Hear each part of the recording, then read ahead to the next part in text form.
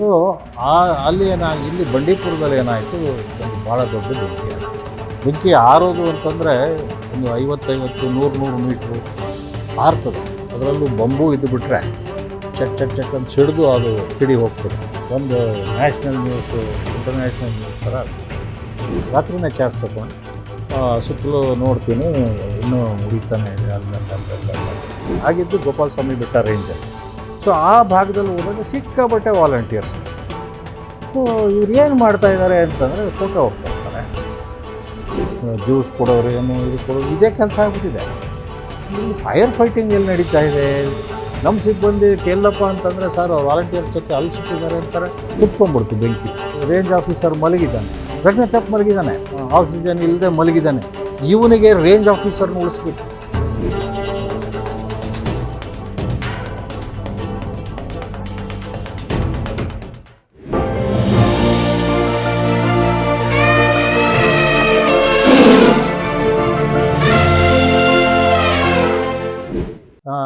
ನಾವೇನೋ ಇಂಥವ್ರನ್ನ ಹಿಡ್ದಿದ್ದೀವಿ, ಇಂಥವ್ರನ್ನ ಪೋಚಿಂಗ್ ಕೇಸಲ್ಲಿ ಹಿಡ್ದಿದ್ದೀವಿ, ಅವನು ಸ್ವಲ್ಪ ನೊಟೋರಿಯಸ್ ಇದ್ದಾನೆ, ಅವನದೊಂದು ಗ್ಯಾಂಗ್ ಇದೆ, ಇದನ್ನೆಲ್ಲ ಮಾಹಿತಿನೂ ತಗೊಂಡಿರ್ತಾರೆ.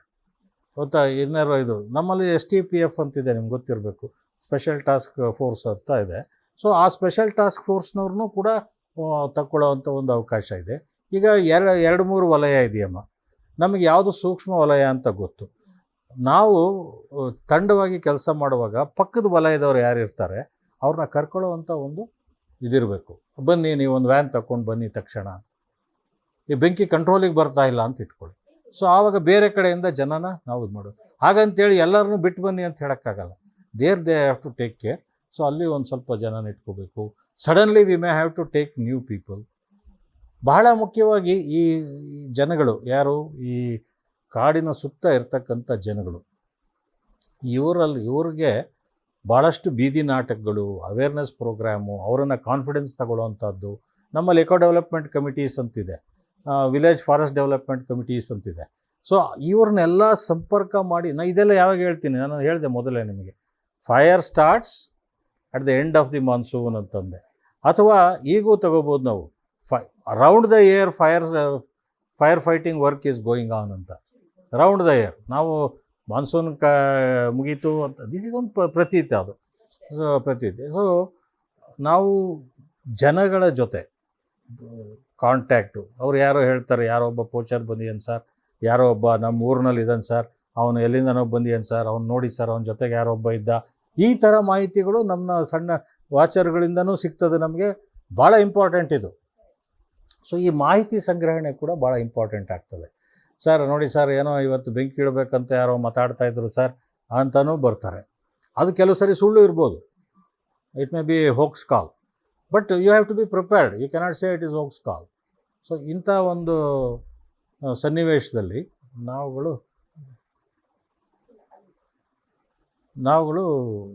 ತಯಾರಾಗಿರ್ಬೇಕಾಗ್ತದೆ. ಬಿದ್ದಾಗ ಹೋಗಿ ಸಪ್ರೆಸ್ ಮಾಡಬೇಕಾಗ್ತದೆ. ನಮಗೇನೋ ಈಗ ಬೆಂಕಿ ಜಾಸ್ತಿ ಉರಿಯೋದನ್ನು ಯಾವ ರೀತಿ ತಡಿಬೇಕು, ಆಗ ಅದು ಆಯಿತು. ಇದೆಲ್ಲ ಆಯಿತು. ಈಗ ಮಳೆ ಸ್ಟಾರ್ಟ್ ಆಗ್ತದೆ. ಇದನ್ನು ಯಾವ ಥರ ನಾವು ರಿಜ್ಯುನೇಟ್ ಮಾಡಬೇಕು, ಕರೆಕ್ಷನ್ ಮಾಡ್ಕೋಬೇಕು, ರಿವೈವ್ ಮಾಡಬೇಕು ಅನ್ನೋದನ್ನು ನಾವೊಂದು ಪ್ಲ್ಯಾನಲ್ಲಿ ತೋರಿಸ್ಬೇಕು. ಸಪೋಸ್ ಈಗ 25 ಎಕರೆ ಬೆಂಕಿ ಬಿದ್ದಿದೆ, ನಾವು ಅದಕ್ಕೆ ಏನು ಕ್ರಮ ತಗೊಳ್ತೀವಿ? ಸೀಡ್, ಈಗ ನಿಮ್ಗೆ ಗೊತ್ತಿದೆ, ವೈಲ್ಡ್ ಲೈಫ್ ಏರಿಯಾಗಳಲ್ಲಿ ನೀವು ಏನು ಹಾಕಿದ್ರು ತಿಂದಾಗ್ತವೆ. ಸೀಡ್ ಬಾಲ್ ಅಂತ ಮಾಡಿಬಿಟ್ಟು ಎಸೆಯೋದು, ಅಥವಾ ಇರ್ತಕ್ಕಂಥ ಗಿಡಗಳನ್ನು ನಾವು ಒಂದು ಸ್ವಲ್ಪ ಯಾವ ರೀತಿ ಅದನ್ನು ಪೋಷಣೆ ಮಾಡಬೇಕು. ಗಿಡ ನೆಡೋವಂಥ ಕಾರ್ಯಕ್ರಮಗಳು ವೈಲ್ಡ್ ಲೈಫಲ್ಲಿ ಫೇಲ್ ಆಗಿದೆ. ಯಾವ ಉಳಿಸಲ್ಲ. ಇದು ಬಿಟ್ಟರೆ ಅದು ತಿನ್ನುತ್ತೆ, ಅದು ಬಿಟ್ಟರೆ ಇದು ತಿನ್ನುತ್ತೆ, ಪೀಕಾಕ್ ತಿಂತದೆ, ಇದು ತಿಂತದೆ. ನಾವು ಆ ಥರ ಮಾಡೋಕ್ಕಲ್ಲ. ಬಟ್ ಅದಕ್ಕೆ ಒಂದು ಅವಕಾಶ ಮಾಡಿಕೊಡ್ಬೇಕಾಗ್ತದೆ ನಾವು. ಆಗ ಸ್ಪೀಷೀಸ್ ಏನೇನು ಹೋಗಿರ್ತದೆ, ಈ ಲಂಟಾನ ಹಿಪೋಟೋರಿಯಂ ಫಸ್ಟ್ ಬಂದುಬಿಡ್ತವೆ. ಸೊ ಅದನ್ನು ತಡೆಗಟ್ಟಬೇಕು. ಆದಷ್ಟು ಇದು ಬಹಳ ಈ ಲಂಟಾನ ತೆಗೆಯುವಂಥ ಕೆಲಸ ಮಾಡ್ತಾನೇ ಇರಬೇಕು ನಿರಂತರವಾಗಿ. ಈ ಹ್ಯಾಬಿಟ್ಯಾಟ್ ಇಂಪ್ರೂವ್ಮೆಂಟ್ ಕೆಲಸ ಮಾಡ್ತಾನೇ ಇರಬೇಕು ನಿರಂತರವಾಗಿ. ಸೊ ಸಪ್ರೆಷನ್ ಆದ ನಂತರ next stage is reviving. So revive ಮಾಡೋದಕ್ಕೂ ಅದಕ್ಕೂ ಒಂದು ಪ್ಲ್ಯಾನಲ್ಲೇ ನಾವು ಎಂಬೆಡ್ ಮಾಡಿರಬೇಕು. ಅದು ರಿವೈವ್ ಆಗುತ್ತೆ, ಅದು ಇದು ಬಿಟ್ಟಿದ್ದು. ಅದಕ್ಕೊಂದು ರಿಸರ್ಚ್ಗೂ ಒಂದು ಪ್ರಾವಿಷನ್ ಇದೆ. ಈ ಪ್ರದೇಶ ಇಷ್ಟು ವರ್ಷದಲ್ಲಿ ಒಂದು ಸ್ಟಡಿ ಮಾಡಿದ್ದಾರೆ, ಈ ಪ್ರದೇಶ ಇಷ್ಟು ವರ್ಷದಲ್ಲಿ ರಿವೈವ್ ಆಗುತ್ತೆ, 5 ವರ್ಷದಲ್ಲಿ ರಿವೈವ್ ಆಗುತ್ತೆ, 8 ವರ್ಷದಲ್ಲಿ ಆಗುತ್ತೆ. ಅದು ಕೂಡ ನಮ್ಮ ಒಂದು ಇತ್ತೀಚಿನ ಒಂದು ಅಧ್ಯಯನದಲ್ಲಿ ಹೇಳಿದ್ದಾರೆ. ಡೆಸಿಡಿಯಸ್ ಫಾರೆಸ್ಟು ಜಾಸ್ತಿ ಸಮಯ ಬೇಕಾಗ್ತದೆ, ಎವರ್ಗ್ರೀನು ಇದಾದರೆ ಬೇಗ ರಿವೈವ್ ಆಗ್ತದೆ. ಸೊ ಈ ಥರದ್ದು ಕೂಡ ಒಂದು ಸಂಶೋಧನೆ ಮಾಡಿದ್ದಾರೆ. ಸೊ ಇದನ್ನು ಗಮನದಲ್ಲಿ ಇಟ್ಕೊಂಡು ಅಲ್ಲಿ ಇರ್ತಕ್ಕಂಥ ಏನೇನು ಪ್ರಭೇದಗಳಿದೆ, ಸಸ್ಯ ಪ್ರಭೇದಗಳು ಏನಿದ್ದಾವೆ ಸಂಕುಲ, ಅವನ್ನ ಮತ್ತೆ ನಾವು ತರುವಂಥದ್ದು ಒಂದು ನೋಡಬೇಕು. ಯಾಕೆಂದರೆ ಬೆಂಕಿ ಆದ ನಂತರ ಮೊದಲು ಹುಟ್ಟೋದೇ ಈ ಯುಪಟೋರಿಯಮು ಮತ್ತು ಲಂಟಾನ. ಸೊ ಅದನ್ನು ಆಗದಂಗೆ ಸಪ್ರೆಸ್ ಮಾಡ್ತಾ, this is called as general suppression. Recovery ಮಾಡ್ತೀವಿ. ಸೊ ದಿಸ್ ಈಸ್ ದ ಒಂದು ಇಂಪಾರ್ಟೆಂಟು. ಬಹಳ ಬೆಂಕಿ ಬಡಿತಕ್ಕಂಥ ಕೆಲಸದಲ್ಲಿ ತೊಡಗ್ತಾ ಇರೋರು ನಮ್ಮ ವಾಚರ್ಗಳು. ಏನು ನಾವು 4-5 ತಿಂಗಳುಗಳ ಕಾಲ ಭಾಳ ಮುಖ್ಯವಾಗಿ ನಾನು ಏನು ಹೇಳ್ತೀನಿ, ಎಷ್ಟೋ ಸಾರಿ ನಾವು ಒಂದು ತಪ್ಪು ಮಾಡೋದೇನೆಂದರೆ, ಏಪ್ರಿಲ್ ಮೇನಲ್ಲಿ ಯಾವುದೋ ಒಂದು ಸಣ್ಣ ಮಳೆ ಬಂತು, ಏಪ್ರಿಲ್ನಲ್ಲಿ ಒಂದು ಮಳೆ ಬಂತು, ತಕ್ಷಣ ನಾವು ಈ ವಾಚರ್ಗಳನ್ನ ತೆಗೆದುಹಾಕ್ಬಿಡ್ತೀವಿ. ಯಾವ ಕಾರಣಕ್ಕೂ ಅಂಥ ಕ್ರಮ ತಗೋಬಾರ್ದು. ಏನಾಗಲ್ಲ, ಯಾಕಂದರೆ ನಮ್ಮ ಸಂಪತ್ತು ಇರ್ತಕ್ಕಂಥದ್ದು ಬರೀ ಎಕರೆಗಳಲ್ಲ, ಅಲ್ಲಿ ಇರ್ತಕ್ಕಂಥ ತೇಗದ ಮರಗಳು, ಮತ್ತೊಂದು ಪ್ರಾಣಿಗಳು, ಸಂಕೇತಗಳು ಎಷ್ಟು ಸಾಕಷ್ಟಿದೆ. ಅದನ್ನು ಕೆಲವು ಸಾರಿ ನಾವು ಮೆಷರ್ ಮಾಡಲಿಕ್ಕೆ ಆಗಲ್ಲ. ಎಷ್ಟು ಅಂತೇಳಿ ನಾವು ಸಂಪತ್ತನ್ನು ಮೆಷರ್ ಮಾಡಲಿಕ್ಕೆ ನಿಖರವಾಗಿ ಇದು ವೈಜ್ಞಾನಿಕವಾಗಿ ನಮ್ಮಲ್ಲಿ ಇನ್ನೂ ಅಂಥ ಇದಿಲ್ಲ. ಈ ಸಂದರ್ಭದಲ್ಲಿ ನಾವು ಏನು ಕೇಳ್ತೋಬೇಕು, ಏನೋ ಒಂದು ಸ್ವಲ್ಪ ದಿವಸ ನಾವು ಕಂಟಿನ್ಯೂ ಮಾಡಿದ್ರೆ, ಈಗ ಬೇರೆ ಬೇರೆ ಸ್ಕೀಮ್ಗಳು ಇದೆ. ಅದೇ ಈ MGNREGಯಲ್ಲಿ ಒಂದು ಕೆಲವು ಕಡೆ ಒಪ್ಕೊಳ್ತಾರೆ, ಕೆಲವು ಕಡೆ ಒಪ್ಕೊಳ್ಳಲ್ಲ. ಯಾಕಂದರೆ ಅಸೆಟ್ ಕ್ರಿಯೇಷನ್ ಅಂತ ಹೇಳ್ತಾರೆ. ಸೊ MGNREGಯಲ್ಲಿ ಯಾವುದೇ ಒಂದು ಅಸೆಟ್ ಕ್ರಿಯೇಟ್ ಮಾಡಿದ್ರೆ ಅಂಥ ಕೆಲಸಗಳನ್ನ ಮಾತ್ರ ಮಾಡಬೇಕು ಅಂತಿದೆ. ಈಗ ನಮ್ಮ ಹತ್ರ ಅಸೆಟ್ ಇದೆ, ಅಸೆಟ್ ಉಳಿಸ್ತೀವಿ ಅಂಥೇಳಿ ಕೂಡ ಯಾಕೆ ಆ labour, I am talking only about labour component, ಅವ್ರಿಗೆ ಇನ್ನೂ ಸ್ವಲ್ಪ ದಿವಸ 100 ದಿವಸದವರೆಗೂ ಒಂದು ಕುಟುಂಬದಲ್ಲಿ ತಗೋಬೋದು. ಈಗ 150 ಮಾಡಿದ್ದಾರೆ. ಸೊ 100 ಅಷ್ಟು ದಿವಸ ಆ ಕುಟುಂಬಕ್ಕೆ ಸಿಕ್ಕೋದ್ರಿಂದ you are not going to lose anything. So ಆ ಥರ ಈಗ ಒಂದು ಟೈ ಅಪ್ ಮಾಡಿಕೊಂಡು, ಒಂದು ವೇಳೆ ಆಯ್ತಪ್ಪ, ಒಂದು ಕೇಂದ್ರ ಸರ್ಕಾರನೇ ಒಂದು ಮಾರ್ಗಸೂಚಿ ಮಾಡಿ ಈ ಎಲ್ಲ ಫೈರ್ ಫೈಟಿಂಗ್ ಆ್ಯಕ್ಟಿವಿಟೀಸ್ಗೆ ಏನೇನು ಇನ್ವಾಲ್ವ್ ಆಗ್ತಾರೆ ಅವ್ರಿಗೆ ಒಂದು ಕುಟುಂಬಕ್ಕೆ ವಿ ಕ್ಯಾನ್ ಟೇಕ್ ಆಫ್ಟರ್, ನಾನು ಹೇಳೋದು ನಮ್ಮಲ್ಲಿ ಇರ್ತಕ್ಕಂಥ ಹಣದಲ್ಲಿ ಎಲ್ಲಿವರೆಗೂ ಸಾಧ್ಯ ಅಲ್ಲಿವರೆಗೂ ಮಾಡ್ಬೋದು. ಒಂದು ವೇಳೆ ಆಗೋದಿಲ್ಲ ಅದನ್ನು MGNREGLರು ಮಾಡ್ಕೋಬೋದು.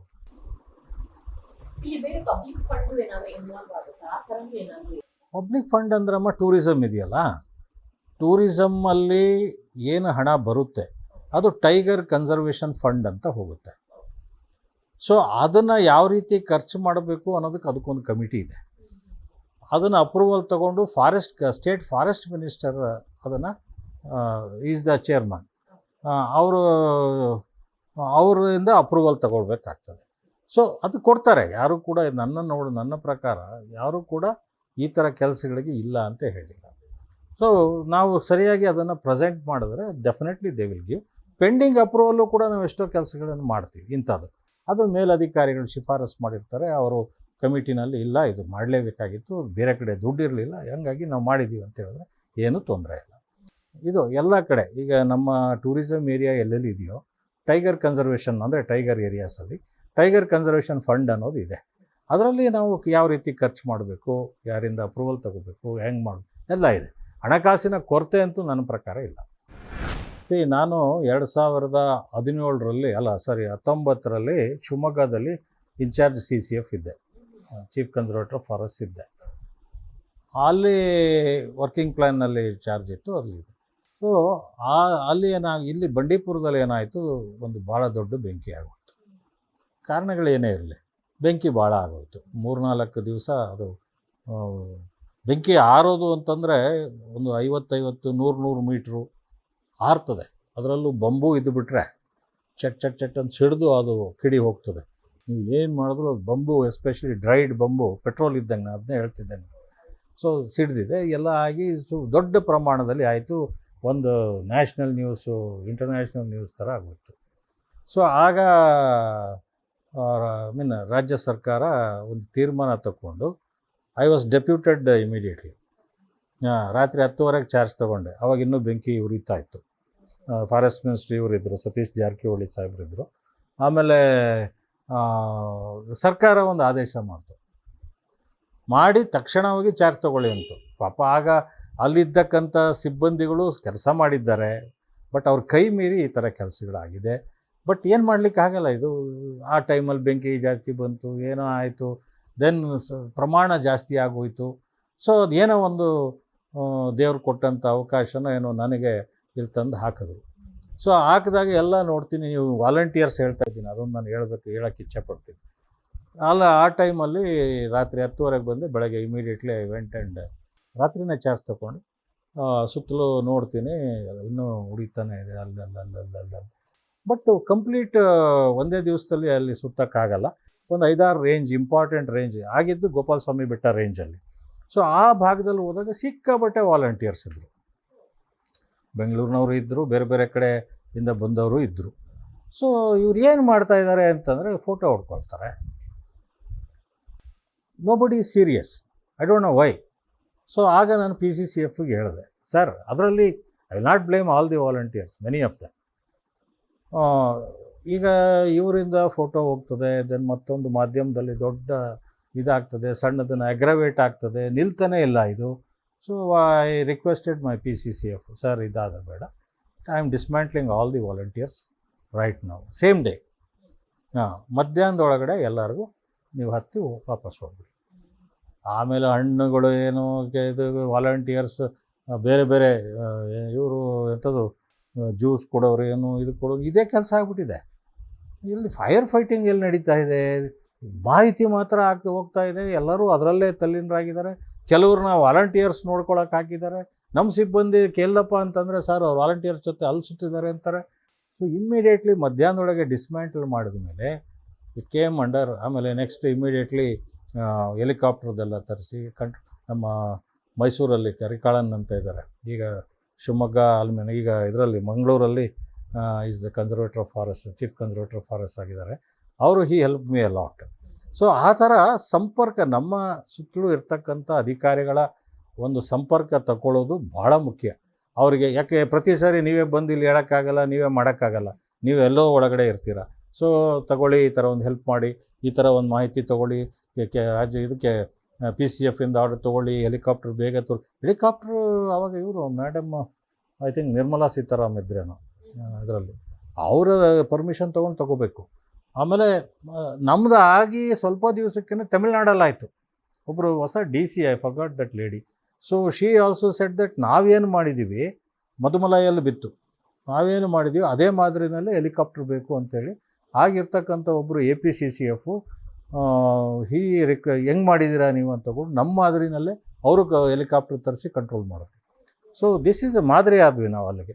ಬಟ್ ಇದು ನಾವೇ ಮಾಡಿದ್ವಿ ಅಂತ ಆಗಲ್ಲ. ಯಾವತ್ತೂ ಒಂದು ಡಿವಿಷನ್ನಿನ ಇರ್ತಕ್ಕಂಥ ಸಿಬ್ಬಂದಿ ಪಕ್ಕದ ಡಿವಿಷನ್ಗಳಲ್ಲಿ ಏನಿರ್ತಾರೆ, ಸರ್ಕಲ್ಗಳಲ್ಲಿ ಏನಿರ್ತಾರೆ, ಸೊ ಎಲ್ಲರದು ತಗೋಬೇಕು.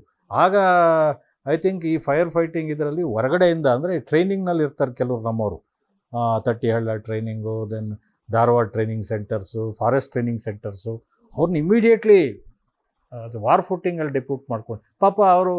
ಆಮೇಲೆ ಇನ್ನೊಂದು ಬಹಳ ಮುಖ್ಯ ಅಂದರೆ fire fighting is also a specialised job. Skill ಇರಬೇಕು.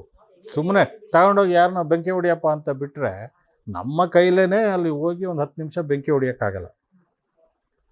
ಸೊ ಅದಕ್ಕೆ ಆ ಒಂದು ಇದಿರಬೇಕು, ನೀವು ನುರಿತಂತೆ ನ್ಯಾಕ್ ಇರಬೇಕು. ಸಪೋಸ್ ಫೈರ್ ಏನಾದರೂ ಸಡನ್ಲಿ ಡೈರೆಕ್ಷನ್ನೇ ಚೇಂಜ್ ಮಾಡಿಬಿಡ್ತದೆ, ತಕ್ಷಣ ತಪ್ಪಿಸ್ಬೇಕು. ನಾನು ಹೇಳಿದ್ನಲ್ಲ ಒಬ್ಬರು ಸತ್ತೋದ್ರು ಅಂತ, ಪಾಪ ನಾವು ಆ ಟೈಮಲ್ಲಿ ಇರಲಿಲ್ಲ. ಬಟ್ ಅವ್ರು ಯಾವ ಥರ ಆಯಿತು ಅಂತ ಹೇಳ್ತಾರೆ, ಸುತ್ಕೊಂಡ್ಬಿಡ್ತು ಬೆಂಕಿ.